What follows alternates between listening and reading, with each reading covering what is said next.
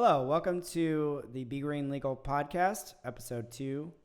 I'm Chris Cox, the CEO of Be Green Legal, and I have here with me Chris Cahill. Chris, you want to say hi? Hello, nice to talk to everybody again. All right.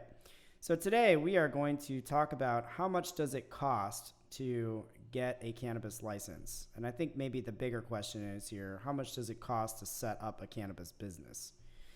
So we get a lot of people calling and emailing us all the time, asking us many questions. This is one of the most basic, and it's complicated. It really depends on what you are doing and how you're doing it. So business type, goals, and how much you want to scale your business and what your potential exit strategy would be. So Chris, do you want to talk a little bit about the different license types versus the costs of setting up those businesses? And then we can discuss real briefly the, what the different types of business goals could be and how that relates to scale. Sure, yeah. Most of the licenses, in episode 1, in case you haven't heard it, is when we went over what the different types are. But from terms of the licensing, the licensing from a professional service side is relatively the same. I mean, there's a little bit of variance. Obviously, it's more difficult to get maybe a cultivation permit at the state level, but it's also more difficult to get a retailer license at a local level. So you have some ebbs and flows between the license types. But, generally speaking, between professionals, whomever it be, people like us, or whatever it takes to get your license application put together, you're probably going to need maybe $150,000 to get through the licensing process. Now, I know there's people out there, we don't do this, but there's people out there that say, give me $100,000, I'll get you a license. And that you should run away from that pretty fast, because it actually takes, 12, 18 months, maybe 2 years to get that license. And nobody needs to be prepaid for labor they're going to do 2 years from now. Well, also, before they even know what you're trying to do, they're already giving you a price tag that seems a little ridiculous. Right. So because every city is different, every county is different, every business is different, how much work you're going to have to do varies tremendously. And those opportunities that are competitive, let's say at the local area, you don't have to worry about the second 100,000 because you might be cut off before you got to 20,000. If there's 100 applicants for 10 licenses or something, 90 of them don't have to worry about about phase 2 costs. Yep. But let's just say, generally speaking, 150 to 200,000 to get licensed. A big factor is how much rent you have to pay on a potential place prior to that being activated, prior to your license being issued. We've had people call up. The strangest, most exotic one that I can recall is a guy that had been renting a warehouse for 18 months before the application window opened. That gets pretty expensive, especially in a place that is with high rents like LA or San Francisco or something like that. Of course. So another factor that really drives up the cost a lot that I didn't hear you talk about is the build out. Mm-hmm. And, the scale of what you're talking about here. So can you talk a little bit about that part? Yeah, why don't I tackle sort of the retail distribution space, and then you can certainly talk more about the cultivation. But, so that first 150 is just to get your ticket to play, basically, right? And then you have to build out the business. So as we've seen, the arms race in these dispensaries where they get fancier and fancier, more technology, more welcoming, let's say, to the non-traditional consumers. There's almost no amount of money that you can't spend, depending on how big you want it to be or how grandiose. But you're probably $300,000-$400,000 into TIs at least. Yep.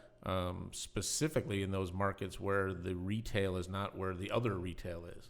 So if you're trying to convert a warehouse into a high-end retail space, that takes a lot more TI than turning a jewelry store into a dispensary. So then what I'm hearing from you right there is that one of the strategies up front would be to try and find a space that has the most minimal build out if you want to reduce your cost burden overall. If you're eligible, but if the city has zoned only light industrial, let's say, you're not going to find retail space there. That is a very good point. So, and I think that also segues into the production side, the cultivation, manufacturing, and distribution, where you've got, it's not 3,000 square feet, it's 10, it's 20, it's 30, and cultivation properties, we've seen them go up to literally acres. So, the rents are going to be high and the development cost is going to be pretty high, regardless of what the actual license costs you, just the paper. So that's a pretty big factor. And then, so can you talk real briefly about, maybe the business goals and scale of, what should somebody that's coming into this space sort of at least start thinking about in terms of what are my goals here and how does that relate to what sort of business that I end up with and what is the outcome? Sure. Yeah, I mean, as we know, because we both talk to people that are trying to forecast what this is going to be like in 5-10 years, right? Which in cannabis time is like a century. Yeah. So it's like if you look at the retail model, for example, right? There's a cap on how scaled your local brick and mortar store can be, because if there's 20 other licenses in your city or your county, you're going to have your 1/20th on average, but maybe you do a little bit better. But are people going to drive past 3 other stores to get to you? Maybe not, especially for the same product if it gets commoditized. But whereas a delivery model can scale almost infinitely, right, as long as there's enough of a population. If you're in the distribution space, if you hit on a brand that, maybe even extends past the state border, so now you need joint venture partners and stuff to get your brand to the market. Cultivation is probably the hardest to scale, just because by its nature you're walled in by your space. Right. Yep. But you can scale the genetics, you can scale the brand, you can get contract farmers or something. If you scaling and cultivation and manufacturing just comes down to more space, pretty much, right? More space and more bodies. Whereas scaling and distribution or a retail store comes down more to maybe marketing. That's a big factor. For sure. So, okay, so that's pretty much what we have. In summary, what I would say is that in the most general terms, what it would take to set up these businesses in terms of cost would be delivery is probably about the cheapest type of business that you can set up because of the small amount of TIs. Forget the permitting and licensing process. That's actually a fairly small fraction of what you are going to pay overall to set up the business. So delivery would probably be on the low end of the totem pole, whereas probably cultivation or manufacturing or testing would be on the high end of cost.